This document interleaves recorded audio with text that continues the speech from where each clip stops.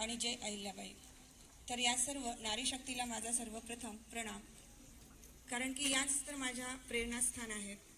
तर पहा, आपली भारतभूमी ही सर्वश्रेष्ठ भूमी म्हणून गणली जाते, कारण या भारतभूमीमध्येच अनेक आपली स्त्रीरत्नेही आपल्याला लाभलेली आहेत. त्यामध्ये आपल्या राष्ट्राला ज्यांनी 2-2 राष्ट्रपुरुष दिले आहेत, अशा शिवाजीराजे आणि संभाजीराजे असे 2-2 राष्ट्रपुरुष ज्यांनी घडवले, अशा राष्ट्रमाता जिजाऊ माँसाहेब. पहा, जिजाऊ हा शब्द आपण जेव्हा उच्चारतो, जिजाऊ या शब्दातच आऊ हा शब्द दडलेला आहे. आऊ म्हणजेच काय? आई.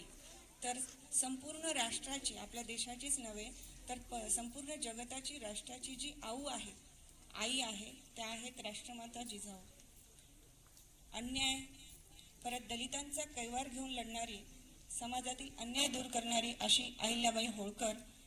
तसेच गौतम बुद्धांनी आपल्या संपूर्ण देशाला क्रांतीचा संदेश दिला आणि संपूर्ण जगताला शांतीचा संदेश दिला.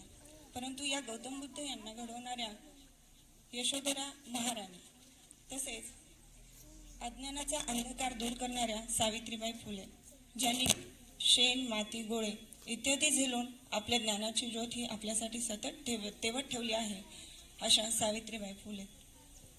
तर अहिल्याबाई होळकर, सावित्रीबाई फुले, रमाई यांना मी शतशत प्रणाम करते. एवढेच नव्हे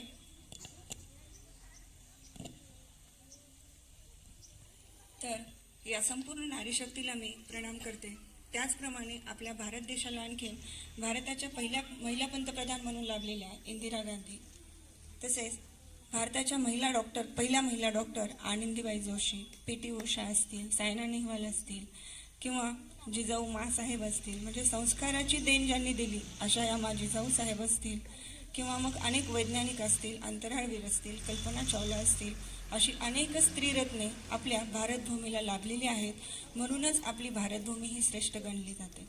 तर पहा, सुरुवातीला म्हटलं जायचं की स्त्री ही चूल आणि मूल एवढ्यापुरतीच मर्यादित आहे, परंतु मला वाटत नाही की स्त्री ही चूल आणि मूल एवढ्यापुरतीच मर्यादित असेल. कारण की आपण जर आपला इतिहास पाहिला तर आपल्या लक्षात येतं की गार्गी आणि मैत्री या 2 स्त्रिया होत्या, पहा, ज्यांचा की आजही इतिहासामध्ये आपल्याला उल्लेख आढळतो. गार्गी ही सर्वात जास्त विद्वान स्त्री मानली जायची, आणि आपण जेव्हा वेद उपनिषदांचा अभ्यास करतो त्यामध्येही वर्णन आहे मैत्रेयीचं. त्याही काळामध्ये स्त्रिया ह्या विद्वान होत्या, म्हणजे स्त्रिया या सामर्थ्यशाली आहेत, विद्वान आहेत, याचा वारसा हा आपल्याला आधीपासूनच लाभलेला आहे. तर एवढेच नाही तर आपण जेव्हा सिंधू संस्कृती पाहतो, जेव्हा सिंधू संस्कृतीचा आपण अभ्यास करतो त्यावेळी आपल्या लक्षात येतं की मातृदेवोभव असं म्हटलं जायचं. मातृ म्हणजे काय? आई, माता. तर या मातेला देवाचं स्थान दिलं जायचं, म्हणजे आई ही देवासमान मानली जायची. आणि आधीच्या काळामध्ये मातृसत्ताक पद्धती होती, म्हणजे कुटुंबाचा प्रमुख ही कोण असायची? आई असायची. म्हणजे आई ही सर्वपणे निर्णय घ्यायची. परंतु आपण पाश्चात्य संस्कृतीचं अनुकरण हळूहळू करायला लागलो.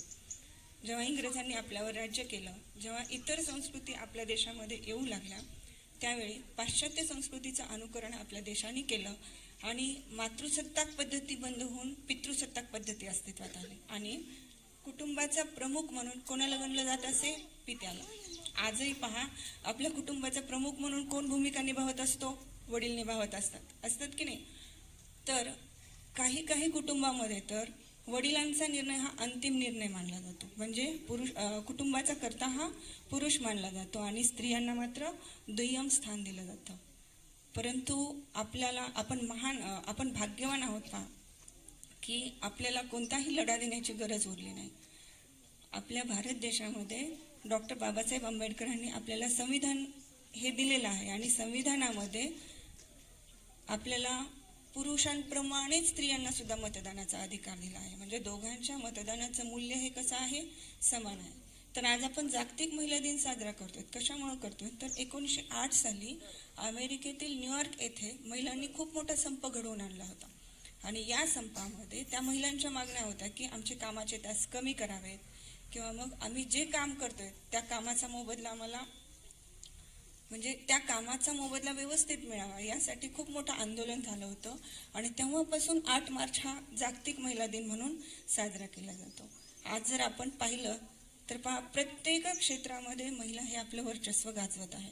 आज आपण पाहिलं तर डॉक्टर असेल, इंजिनियर असेल, किंवा अंतराळवीर असेल, किंवा क्रीडा क्षेत्र असेल, साहित्य क्षेत्र असेल, म्हणजे प्रत्येक क्षेत्रामध्ये पहा, शिक्षकी पेशा असेल, प्रत्येक पेशा हा स्त्री हे आपलं वर्चस्व गाजवत आहे.